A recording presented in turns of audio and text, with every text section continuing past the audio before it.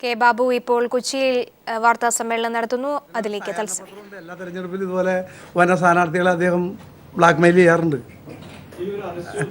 എന്തോ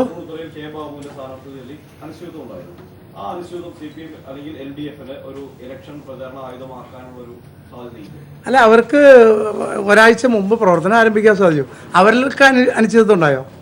CPM തൃപ്പൂണിത്തുറ അനിശ്ചിതത്വം ഉണ്ടായോ? അതിന് ഞങ്ങൾ സെറ്റിൽ ചെയ്തല്ലോ. അല്ല, ഞാൻ പറഞ്ഞത് ആദ്യം ഇത് പറയട്ടെ. CPM സ്ഥിതി എന്തായിരുന്നു? ആദ്യം അവരുടെ ജില്ലാ സെക്രട്ടറി മത്സരിക്കുന്നു പറഞ്ഞു. ജില്ലാ സെക്രട്ടറി അവിടെ മത്സരിക്കുന്നില്ല, അവൻ ഉദ്ദേശിച്ചിട്ടേ ഇല്ല എന്ന് പിന്നീട് പറഞ്ഞു. പിന്നെ ഞങ്ങളുടെ പാർട്ടിയാണോ തീരുമാനിച്ചത് അദ്ദേഹം അവിടെ മത്സരിക്കണമെന്ന്? അദ്ദേഹം അവിടെ തന്നെയായിരുന്നു 1.5 കൊല്ലമായിട്ട്. ഞാൻ ഇതിനു മുമ്പ് ഇവിടെ വന്ന് തന്നെ പറഞ്ഞിട്ടുണ്ട്, അദ്ദേഹത്തിന് അവിടെ സ്ഥാനാർത്ഥിയാകാൻ വേണ്ടിയുള്ള കളമൊരുക്കുന്നതിൻ്റെ ഭാഗമായിട്ടാണ് കാര്യങ്ങൾ.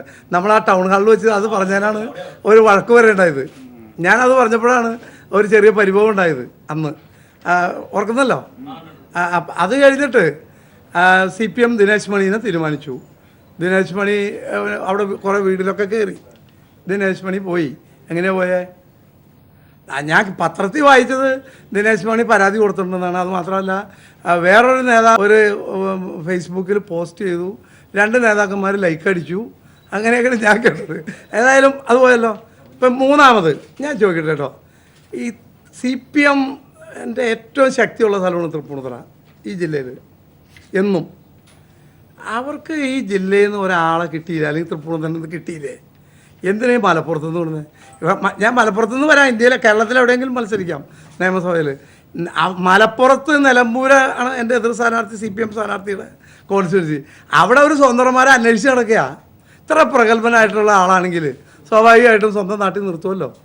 അല്ല, ഞാൻ പറഞ്ഞത് അപ്പോൾ മലപ്പുറം ജില്ലയിൽ CPM സ്ഥാനാർത്ഥികളെ അന്വേഷിച്ച് നടക്കുക. നമ്മളേതാണ്ട് ലേലം ഉറപ്പിക്കണ പോലെയാണ് തൃപ്പൂണിത്തുറയിലെ CPM സ്ഥാനാർത്ഥിയെ ലേലം ഉറപ്പിച്ചത്.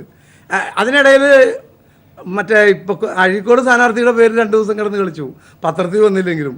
തൃപ്പൂണിത്തുറയിൽ എൻ്റെ ഒരു സുഹൃത്ത് അദ്ദേഹത്തോട് മത്സരിക്കുന്നുണ്ടോ എന്ന് ചോദിച്ചു. അദ്ദേഹം എന്താണ് അഭിപ്രായം എന്ന് തിരിച്ച് മെസ്സേജ് അയച്ചു ചോദിച്ചു. മനസ്സിലായോ? അല്ല, ഞാൻ പറഞ്ഞത് കേട്ടോ, ഞാൻ പറഞ്ഞതേ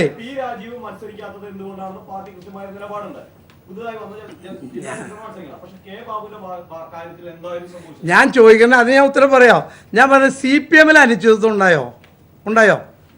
അതെന്താ പറയാത്തെ? അത് ആദ്യം അങ്ങ് സമ്മതിക്കേ. ഞാൻ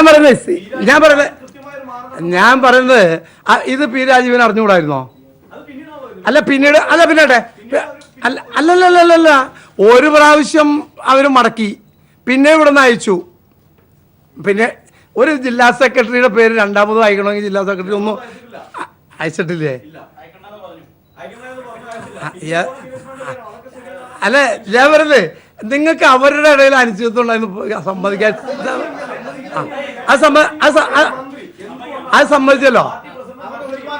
അല്ല, ഉണ്ടായല്ലോ, സമ്മതിച്ചല്ലോ. ശരി. ഞങ്ങളുടെ പാർട്ടിയിലും ഇതുപോലെ ചില അഭിപ്രായ വ്യത്യാസങ്ങളുണ്ടായിരുന്നു പല സ്ഥാനാർത്ഥികളുടെ കാര്യത്തിലും. ഞങ്ങളുടെ സ്ഥാനാർത്ഥി പട്ടിക ഇതിനു മുമ്പ് പ്രഖ്യാപിച്ചോ? പ്രഖ്യാപിച്ചില്ലല്ലോ. ഒരു സീറ്റിലെയും പ്രഖ്യാപിച്ചിട്ടില്ലായിരുന്നല്ലോ. പല പേരുകൾ വന്നു. സാധ്യതാ പട്ടികയാണെങ്കിൽ ദിനേശ് മണി വീട് കയറില്ലല്ലോ. ഞാൻ അവിടെ മരടിലൊരു വീട്ടിൽ ചെല്ലുക, അപ്പോൾ അവരെന്നോട് ദിനേശ് മണി ഇപ്പോൾ വന്ന് പോയിട്ടോന്ന് പറഞ്ഞു. സാധ്യതാ പട്ടികയായിട്ടാ കയറിയേ. എൻ്റെ പേരിൽ മാത്രമല്ലല്ലോ. ഞാൻ പറഞ്ഞത് എൻ്റെ പേരിൽ മാത്രമായിരുന്നു അനിശ്ചിതത്വം, അല്ലല്ലോ. പിന്നെ ഉണ്ടല്ലോ. അല്ല, ബാക്കിയുണ്ടായിരുന്നല്ലോ. അത് ഞങ്ങളുടെ പാർട്ടി അല്ല, ഞാൻ അത്തരം വിവാദപരമായ കാര്യങ്ങളിലേക്ക് കിടക്കില്ലെന്ന് ആദ്യം തന്നെ പറഞ്ഞു. എനിക്ക് ചില പരിമിതികളുണ്ട്. പക്ഷേ കുറേ കൂടി ഭംഗിയായിട്ട് ഇത് കൈകാര്യം ചെയ്യാമായിരുന്നു എന്ന് ഞാൻ ഇന്നലെ പറഞ്ഞിട്ടുണ്ടല്ലോ. ഞാൻ പറഞ്ഞല്ലോ, അത് ഞാൻ ആവർത്തിക്കുക. കുറേ കൂടി ഭംഗിയായിട്ട് ഈ കാര്യങ്ങൾ കൈകാര്യം.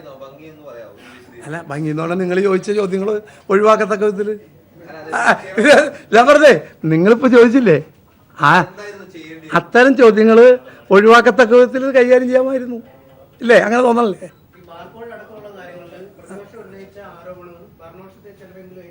അല്ല, ഞാൻ പറഞ്ഞേ, പ്രതിപക്ഷം ഈ പ്രശ്നം പലപ്പോഴും ഉന്നയിച്ചെങ്കിലും അവർ പിന്നെ അത് മുന്നോട്ട് പോയില്ലല്ലോ, അല്ലേ? അല്ല, ഞാൻ പറയുന്നത് നിങ്ങളൊരു കാര്യമുണ്ട്.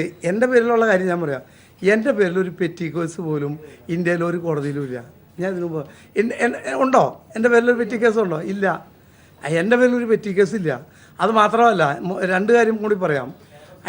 ആദ്യം ഒരു പ്രിലിമിനറി എൻക്വയറി നടന്നു. ഒരു തെളിവും കണ്ടെത്താൻ സാധിച്ചില്ല. രണ്ടാമത് ഒരു ക്വിക്ക് വെരിഫിക്കേഷൻ നടന്നു. ആ റിപ്പോർട്ടും ഇത് അടിസ്ഥാനരഹിതമായ ആരോപണമാണ്.